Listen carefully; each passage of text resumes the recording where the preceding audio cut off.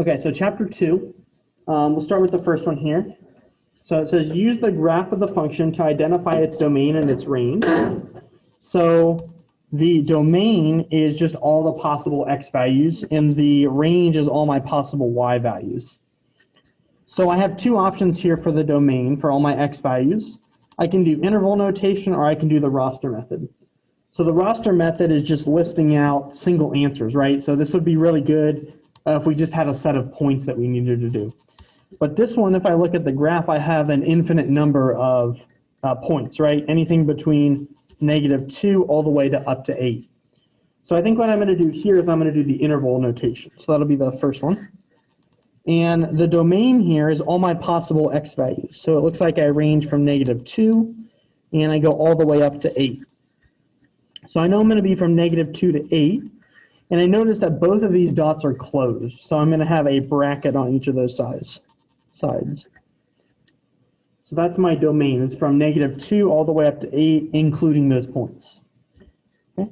The range is all my possible y values. So it looks like I go as low as -3 and as high as +3, and I have filled in dots again, right?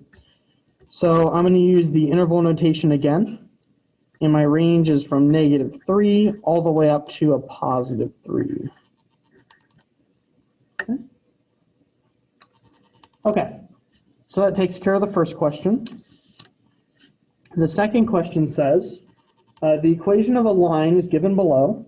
So it says find the slope of that line that is parallel and also that is perpendicular. So remember, a parallel line just has the exact same slope. So a parallel line, the first one, has the exact same slope, so it's -5/3.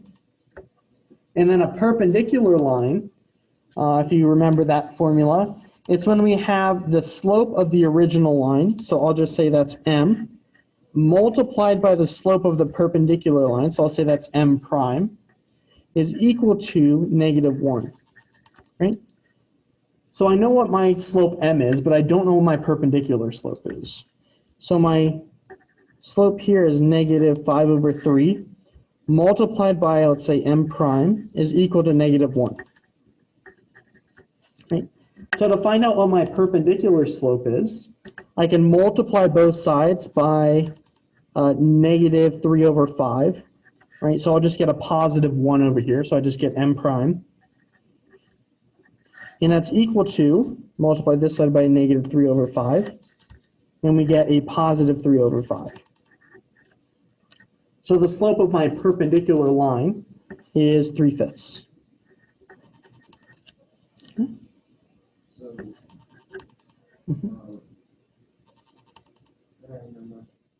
Okay. Yeah, so I'm just trying to find the slope of my perpendicular line, and I know when I multiply them together, they have to be equal to -1. That's just like one of the formulas for a perpendicular line.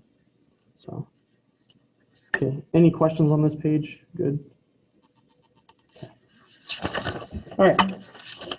So my next page, this says to determine whether the relationship is a function, and then give its domain and range. So the first question, is this a function? Well, it looks like I have on my x's, I have 3, 4, and 6. And then on my y's, I have 2, 4, and 6. Right, so 3 goes to 2, 4 goes to 4, 6 goes to 6. Right, so I have like this one-to-one relation. And since it's at least on 2, right, so this is a function for sure. Right, the only thing when something's not a function, we'll have an x split off into like 2 different values, right? Okay, so the domain is just all my x values. So in this case, it's 3, 4, and 6. And then my y values are my range, so that's 2, 4, and 6.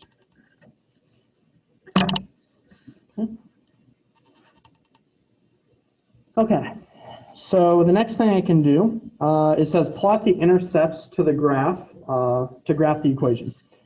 Right, so when I want to find intercepts, I either have to set x equal to 0 or y equal to 0. So if I set x equal to 0, we get 3y equals 3. So I get what? Y equals 1 here. So my ordered pair is 0, 1. And then if I want my other intercept, I set y equal to 0, and I get x equals 3. So my intercept there is 3, 0. Right? And I can just use those two intercepts to graph. So I get 0, 1 and 3, 0. Right? So I get something that looks like that for my line. Okay. Okay. The next one says, find the indicated function values for this function. Right? So all I'm doing is just plugging in numbers and finding out what it equals.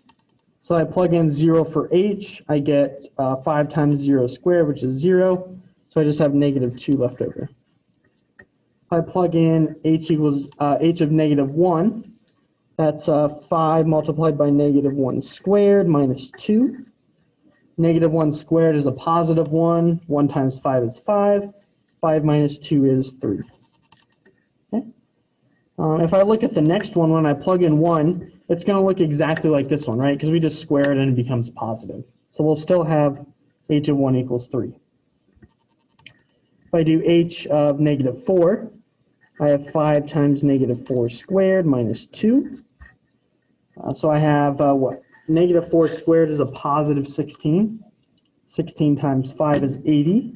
I have 80 minus 2, which is 78. And then my last one says h of 4b. So I have 5 multiplied by 4b squared minus 2. 4b squared should be, or 4b quantity squared is 5 times 16b squared. And then minus 2. Right? 5 times 16 is 80. 80b squared minus 2. Right, and we can't combine those since we have b squared here and just a constant there. Okay. If I look at the next page, this one says use the graph of f to indicate the function value. So if I say f of -6, I want to know what the value is of this graph when x equals a -6. Right, so if I look at -6, we go this way, it looks like I have a -7 there. All right, so we're just looking at what our y value is equal to there. Okay, if I look at the next one, it says use the vertical line test to determine if y is a function of x in the given graph. So remember, the vertical line test is if you put a vertical line anywhere on this graph, if it crosses more than one line, it's not a function. Right, so I could just put one right there.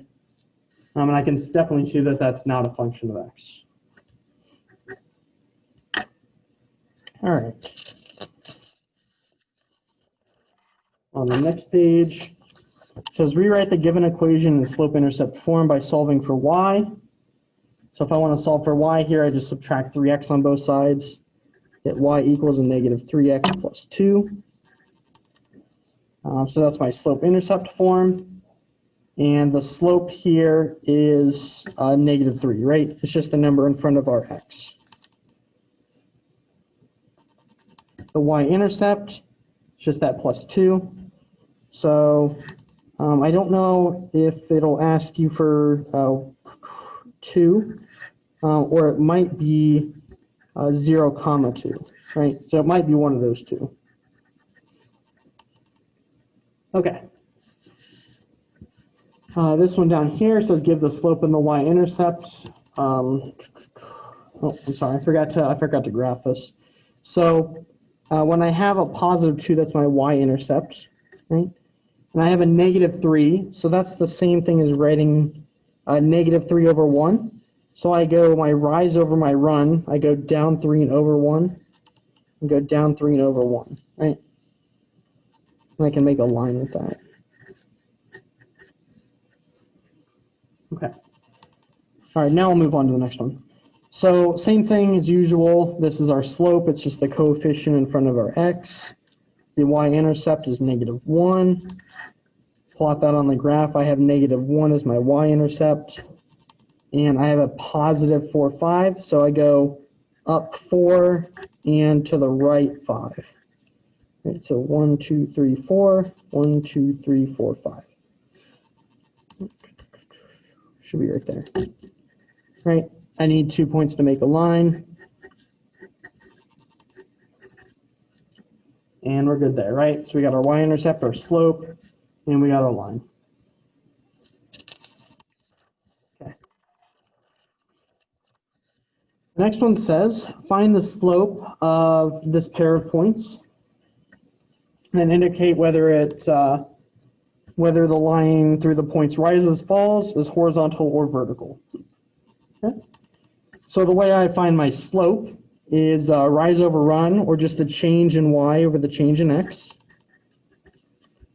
Right? So if I have my first y value minus my second y value, or my second minus my first rather, 1/2 minus a -2 over my second x value, 5/4, minus my first, 5/4. I notice that we get 0 on the bottom, right?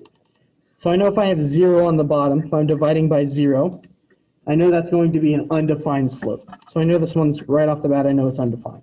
Okay? So it says indicate whether the line of the point rises, falls, is horizontal or vertical. Well, remember, if we have an undefined slope, that means our line is vertical. Okay. 11 says graph this equation. So the first thing I want to do is I'm going to get this into slope-intercept form. And the way I can do that is just divide everything by 4. So I have y equals 36 divided by 4. We get 9. So our graph of y equals 9. Well, I just know that it's a horizontal line since I don't have any slope. But I do have that y-intercept of 9. So it's just a horizontal line at y equals 9. Okay. 12 says a linear function that models data is described below. So find the slope of the model, then describe what this means in terms of the rate of change of the dependent variable per unit change of the independent variable. So it says the linear function f of x is equal to negative 0.61x plus 18.2. And it models the percentage of adults in a country who smoke cigarettes X years after 1996. So my slope here is, again, just my coefficient in front of my x, so it's negative 0.61. And then it says describe this, what the slope means in terms of the rate of change of the dependent variable per unit change of the independent variable, right? So it's just saying, what does this mean? What does this graph mean, right? So if I draw this, I'm going to have this positive intercept up here, but I have this negative slope, so I know that it's going downwards like that, right? So basically what that means is I'm just having a decrease in the number of adults who smoke cigarettes after 1996, right? So I know that B and D are out, right, because those are both increasing. But if I look at A and B, or A and C, let's look at the difference. So it says that the number of, or the percentage of adults that are smoking cigarettes is decreasing by 0.61% each year, and the other one's 61% each year. So if we look at specifically what it says in the problem, it specifically says it's the percentage of adults, right? So we don't have to convert this slope into percentages. It's already in a percentage. So that means it's answer A. All right. The next one says, graph the given functions f and g on one coordinate plane, and then describe how the graph of g is related to the graph of f. So I have these 4 down here that are already on there.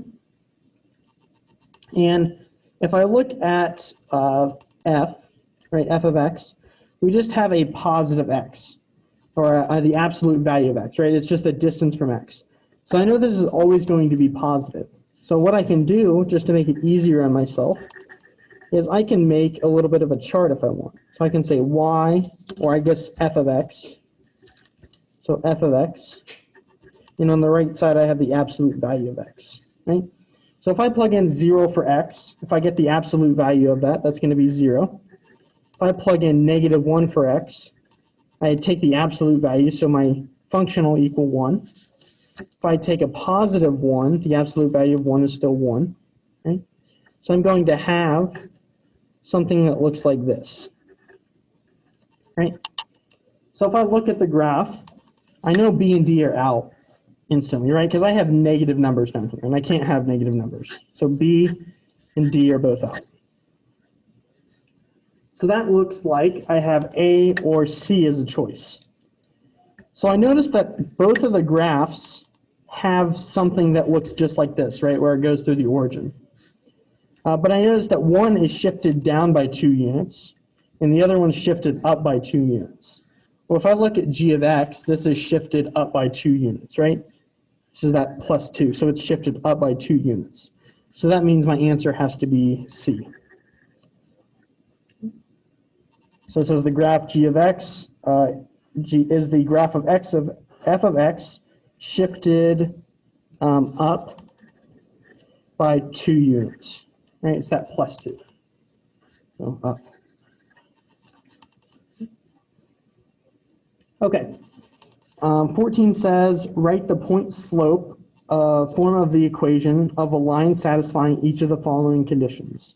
And it says use point slope form to write the slope intercept form of the equation in function notation. So if I want to write this in point slope form, remember point slope form is y1 minus y, and that equals m multiplied by x1 minus x. Okay? So y1 and x1 are just my coordinate points, and m is my slope. So that means I have negative 8 minus y1 equals a negative 4 multiplied by a negative 3 minus x. Okay. That should just be a y there. Okay, so now that I have that, I need to change this into slope-intercept form. So remember, slope-intercept form is y equals mx plus b. So I need to have y by itself and everything else on the other side. So I think what I'm going to do first is I'm going to add 8 on both sides. If I add 8 on both sides, I get a negative y on the left, and on the right, I'll distribute this negative 4. I get a positive 12 plus 4x plus 8. Okay. And I can combine my like terms now. 12 and 8 is 20. So I have negative y equals 4x plus 20. And then finally just divide or multiply by negative 1 on both sides. So I get a positive y equals a negative 4x minus 20. Right? And that's my slope-intercept form. It's in the form y equals mx plus b. Okay.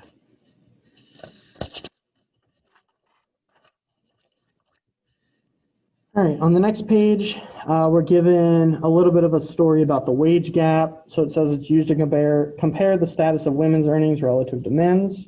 The bar graph to the right shows the wage gap for selected years from 1980 all the way up to 2010. And then we have this function that models it on a line graph instead. Okay? So it says use the information in parts A and B. Use the information to answer the parts A and B below. Right, so if I wanted to find g of 30, all I need to do is plug in 30 wherever I see an x, right? So if I do negative 0.01 multiplied by 30 squared, oops, square should be out of it, squared, plus 30 plus 65, right? So if I do that, I add those together, I subtract that. And I can already see from the next part it says interpret where g of 30 equals 86. So if you want to solve this and finish that down, after you combine everything, you should get 86. Right? And then if I want to interpret that, it says g of 30. So this is 30 years after 1980. So this is in 2010. The wage gap was 86%, right? Okay. And then it says identify this information as the point on the graph of the function, right? So remember when I have this g of 30, I know that 30 is my x value. So 30 is my x value. And I know my y value is just whatever that equals. So in this case, it's 86. Right, so that's my point. And then it says, does G of 30 overestimate or underestimate the actual data shown by the bar graph? Right, so we're looking at 2010, and I see that it's 86% here, that's what's predicted. Well, we actually had 87% for that year, right? So it definitely underestimates it, but it only underestimates it by 1%, right? This is 87 minus 86.